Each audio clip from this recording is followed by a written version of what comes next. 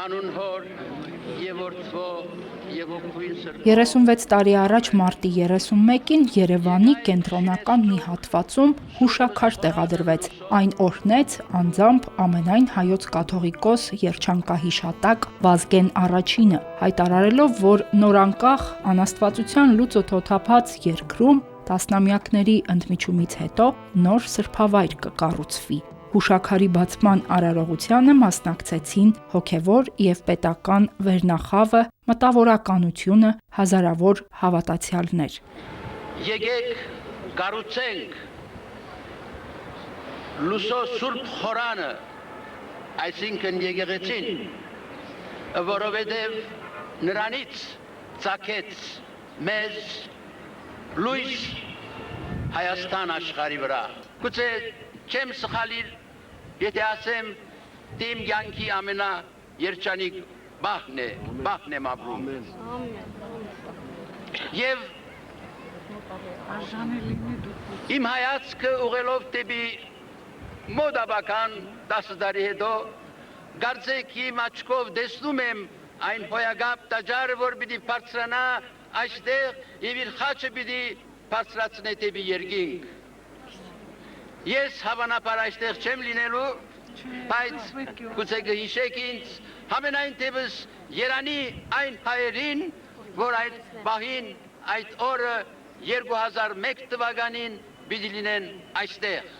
Նոր տաճարը վեր հառնեց որպես խորհրդանիշ հայոց մեծդարձի 1700-ամյակի։ Աթեիստական երկրում ծնված մարդկանց այն հիշեցրեց իրենց հոգևոր արմատների մասին։ Նորին սրբությունը ցավոք չտեսավ Հոյակերտ տաճարը, նրա երազանքը անկատար մնաց։ Հիմնարկեքի արարողությունը արդեն Գարեգին առաջին հայրապետը, իսկ բացումն ու օծումը Գարեգին երկրորդ կաթողիկոսն արեցին։ Գարեգին երկրորդ ամենայն հայոց հայրապետի հոգացությամբ հաղթահարվեցին բազմաթիվ խնդիրներ տաճարի կառուցման ընթացքում եւ մայրաքաղաքի մայր եկեղեցին հառնեց Երևանի կենտրոնական բարձրադիր հարթակին։ Նորակառույց եկեղեցուն վիճակված էր դառնալու մայրաքաղաքի դիտարժան ու նշանակալից կառույցներից մեկը, հայոց ամենամեծ տաճարը։ Թեև հաջորդող տարիները 90-ականները աղետալի նեղություններ բերեցին մարդկանց, տաճարի շինարարությունը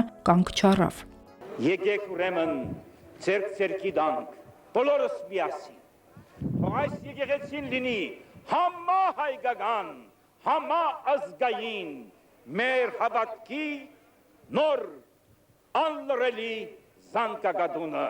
Երեք հայրապետերի օրհնությամբ եւ հոգևոր հզոր հիմքի վրա կառուցվեց շքեղ տաճարը։ Ինչպես կանխատեսել էր Վազգեն Վեհափարը, շուրջ 10 տարի տևեց շինարարությունը։ Կառուցվեց հավատավոր պարզ մարդկանց եւ բարերարների շնորհիվ։ Առաջին խոշոր նվիրատվությունը լուսահոգի Ալեք եւ Մարի Մանուկյանները կատարեցին։ Նրանց զավակները շարունակեցին ծնողների գործը։ Մանուկյան ընտանիքին ուրիշ բարերարներ էլ միացան։ Օծված հողի վրա կառուցվող տաճարում դեռևս շինարարությունն ավարտելուց առաջ էլ օրհնություն էր բաշխվում մարդկանց։ Կիսակառույց տաճարում պսակվում էին, մկրտվում, աղոթում շինարարության բոլոր տարիներին։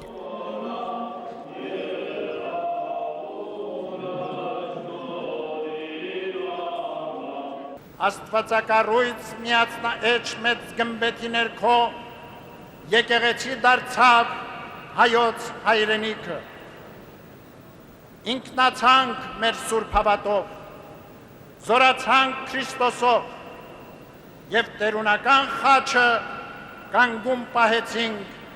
մեր սուրբ հողում։ Միասնացան, նույնացան, մեկ դարձան ազգ, հայրենիք, պետություն եւ հայոց եկեղեցի։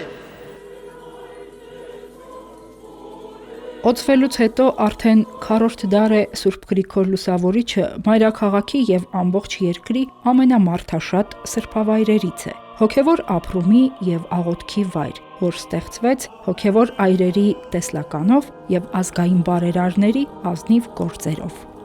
Հերմինե Հակոբյան, Եկեղեցական կյանք։